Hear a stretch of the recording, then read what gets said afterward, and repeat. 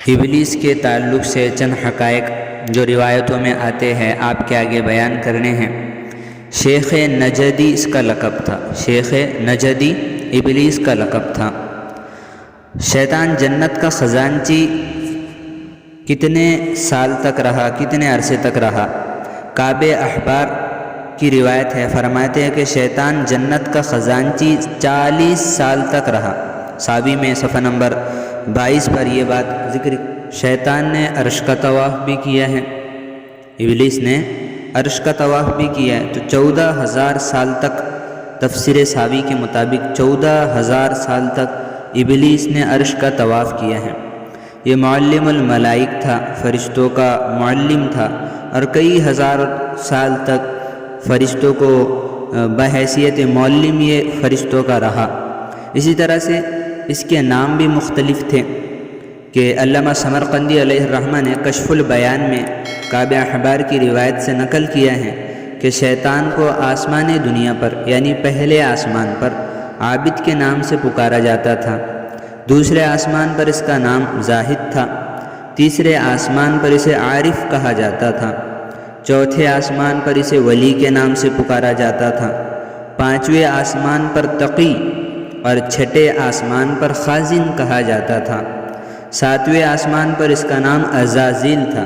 اس لیے آپ نے علماء دین سے بارہا سنا ہوگا کہ ایک سجدے کے انکار سے عزازیل ابلیس بن گیا، یا یہ بات آپ نے بارہا سنی ہوگی کہ ایک سجدے کے انکار سے عزازیل ابلیس بن گیا، تو اس کا نام ساتویں آسمان پر عزازیل تھا، اور لوح محفوظ میں اس کا نام ابلیس تھا۔ شیطان کی اولاد کے تعلق سے بارہا عوام پوچھتی بھی ہیں۔ حضرت مجاہد رحمہ اللہ فرماتے کہ اللہ نے ابلیس کی داہنی اور بائیں ران میں اس طرح سے نظام رکھا ہے کہ جب یہ اپنے دونوں رانوں کو ملاتا ہے تو اس کے ملانے سے اسے اولاد ہوتی ہے انڈے کی شکل میں، پھر بعد میں وہ چوزوں کی طرح چو چو کرتے ہوئے اڑ جاتے ہیں، تو اس طرح سے روایتوں میں آتا ہے، اور یہ اس کا نظام ہے۔ شیطان کی اولاد کتنی ہے اور ان کے کیا کیا نام ہیں اور ان کے کیا کام ہیں؟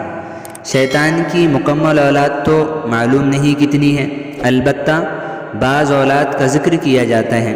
حضرت مجاہد رحمہ اللہ فرماتے ہیں کہ شیطان کی اولاد میں سے 2 شیطان تو لاقس اور ولاحان کے نام سے جانے جاتے ہیں۔ ان دونوں کا کام یہ ہے کہ طہارت اور نماز میں وسوسہ یہ ڈالتے ہیں۔ تیسرا شیطان مرہ ہے، جس کے ساتھ شیطان کی کنیت ابو مرہ ہے۔ چوتھا ذوالنور ہے، اس کا کام یہ ہے کہ یہ لوگوں کے لیے بازاروں کو مزین کرتا ہے اور سنوارتا ہے، جھوٹی قسمیں کھلواتا ہے، سامان کی جھوٹی تعریف کراتا ہے۔